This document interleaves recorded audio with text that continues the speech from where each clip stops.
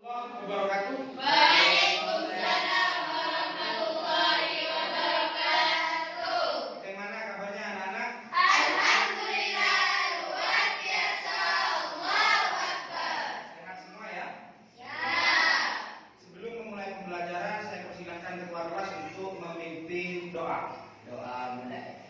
Bismillahirrahmanirrahim. Raditu billahi rabba wa bil islami dinan wa bi Muhammadin nabiyyan wa rasulah.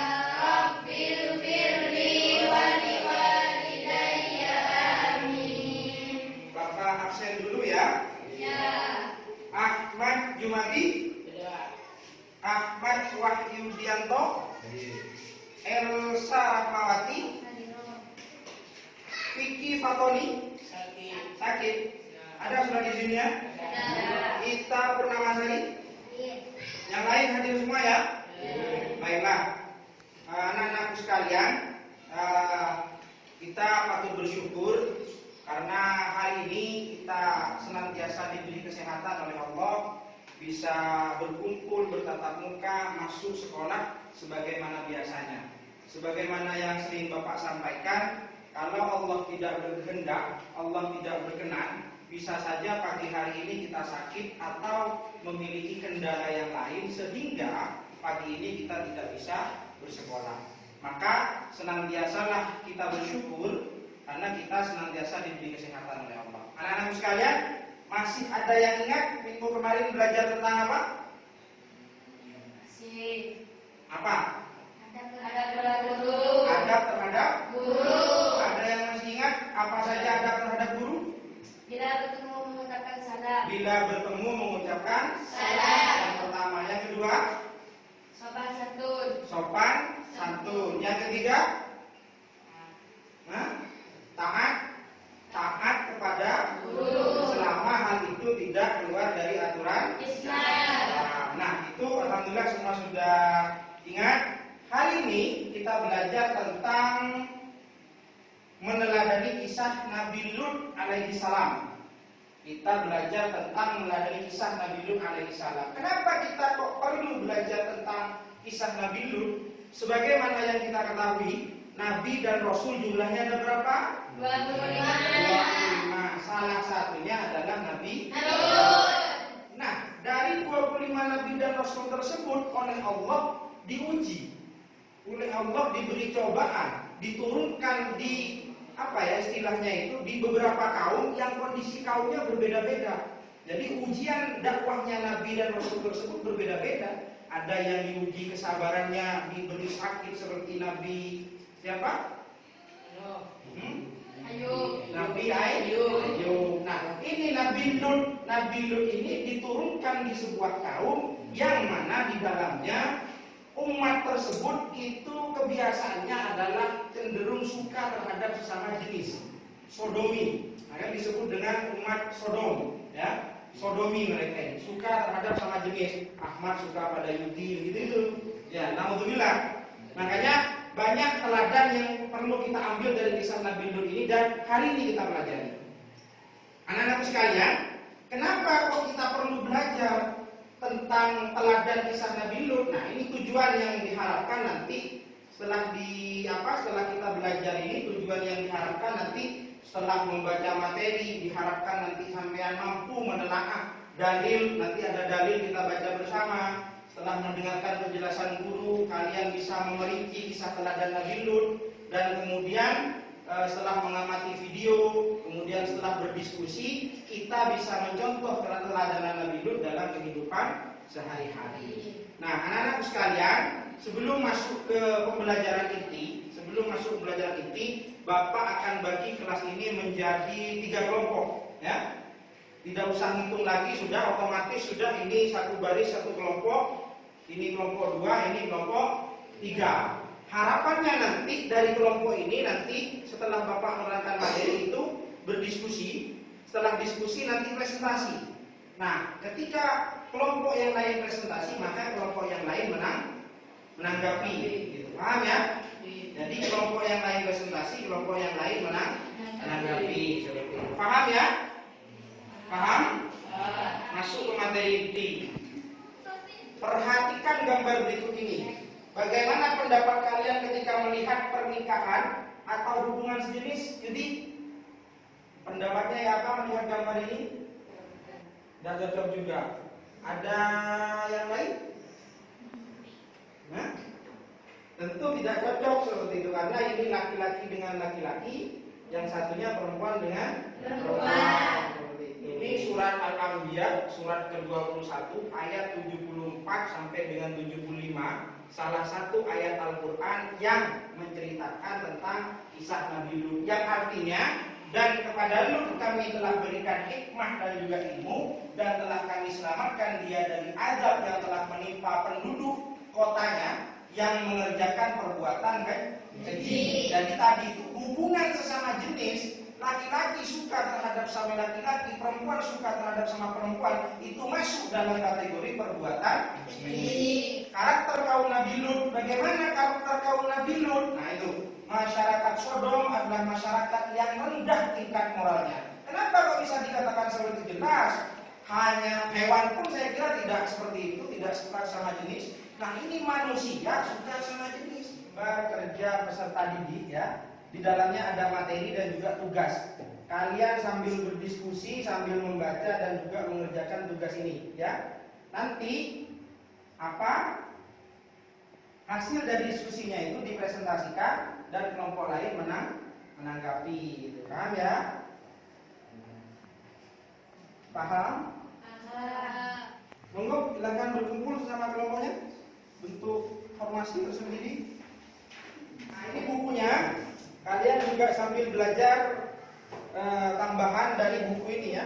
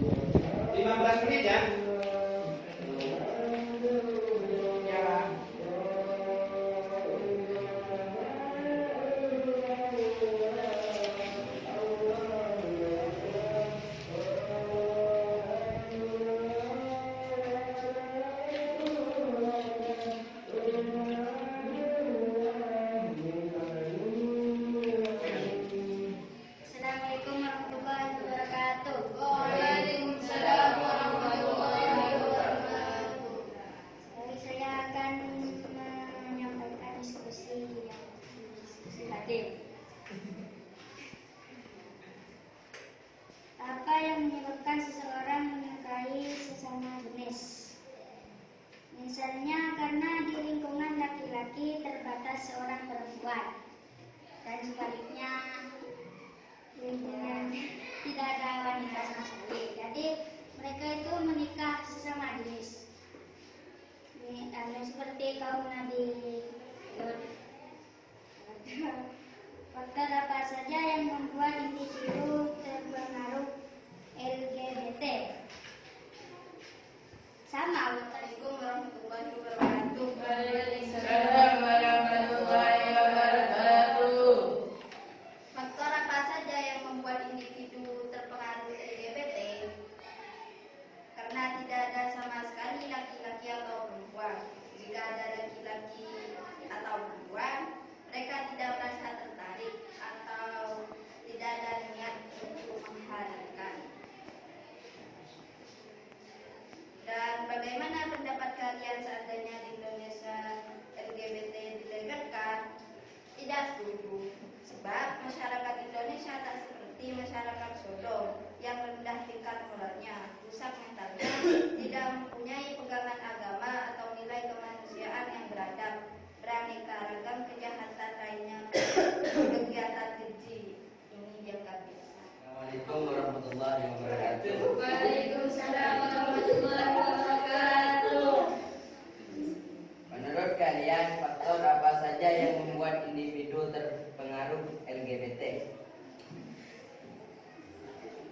Mungkin di lingkungannya tidak ada para wanita atau mungkin di sana hanya ada kaum lelaki, sehingga mereka menikah sesama jenis untuk memuaskan hawa nafsunya.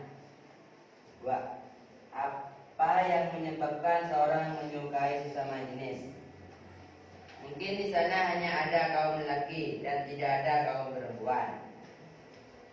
3. Bagaimana pendapat kalian seandainya di Indonesia LGBT dilegalkan keberadaannya? Maka akan mencemarkan nama baik negara Indonesia dan Islam di Indonesia akan hancur. Maka akan sia-sia perjuangan para penyebar Islam di Indonesia. Dulu. Waalaikumsalam warahmatullahi wabarakatuh. Semuanya. Anak-anak sekalian, ada beberapa hal yang nanti resum itu dikumpulkan ya. Tadi sampai diskusi resumnya itu nanti dikumpulkan. Terus yang kedua anak-anak tadi kita sudah belajar. Nah sekarang ada pertanyaan yang mungkin mau ditanyakan terkait dengan kisah teladan Nabi Lut? Atau Bapak yang tanya? Atau Bapak yang tanya? Apa tadi kepanjangan dari LGBT? LGBT? Apa? Lesbian? Guys?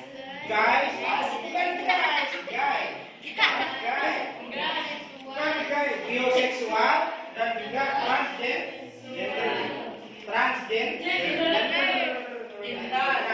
Nah, kalau lesbian itu berarti Perempuan perempuan dengan perempuan. Kalau gay, laki-laki dan laki-laki. laki-laki dengan laki-laki. Baiklah. Terus Nabi Lut diturunkan di masyarakat apa namanya? Kaum apa? Kaum Sodom. Bukan kaum Solo ya. Kaum Sodom. Nah, anak-anak sekalian, sekarang Bapak akan membagikan tugas, ya. Ini kalian kerjakan. Setelah ini dikumpulkan, ya.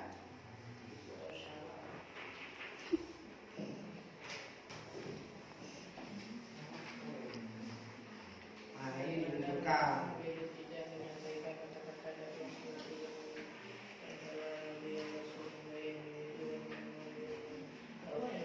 Oke, terima semua sudah ya? Silakan dikerjakan. Sudah dikumpulkan semua ya? Nah, sekarang kita sudah tiba di akhir pertemuan. Anak-anakku sekalian, banyak hikmah yang bisa kita ambil dari kisah Nabi Lut. Selain dari urusan LGBT yang memang harus senantiasa kita jauhi, ya, karena itu selain perbuatan keji dan kemudian juga merusak moral, ya, dan sebagainya dilarang oleh Islam, itu harus kita jauhi. Banyak juga teladan yang bisa kita ambil dari Nabi Nuh, kesabaran beliau menghadapi umat yang seperti itu harus senantiasa kita jadikan teladan. 25 nabi dan rasul itu semuanya bisa kita ambil hikmah dari kisah-kisahnya, ujian-ujiannya untuk menjadi teladan bagi kehidupan kita, ya. Nah, minggu depan kita belajar tentang kisah Nabi Yusuf. Jadi kita belajar tentang teladan kisah Nabi Yusuf. Seperti itu, bagaimana kisah Nabi Yusuf dengan ketampanannya juga digoda oleh Siti Zulaikha, kan seperti itu. Adakah sekarang yang tampan Nabi Yusuf? Ada wali Fazer ya. Nah, sekarang rapikan dudukannya lagi. Dudukannya dirapikan. Tibalah kita di akhir pembelajaran. Jangan lupa jaga kesehatan, ya. Tetap patuhi protokol kesehatan, ya. Tetap patuhi protokol kesehatan. Virus corona tetap ada, apalagi ini juga musim penghujan, rentan sekali terkena flu, batuk dan juga virus. Maka senantiasa jaga kesehatan agar tetap sehat. Silakan ketua kelas dipimpin untuk berdoa. Doa mulai. Bismillahirrahmanirrahim. Alhamdulillahi ala ni'matil Islam wal iman wa taufiqihi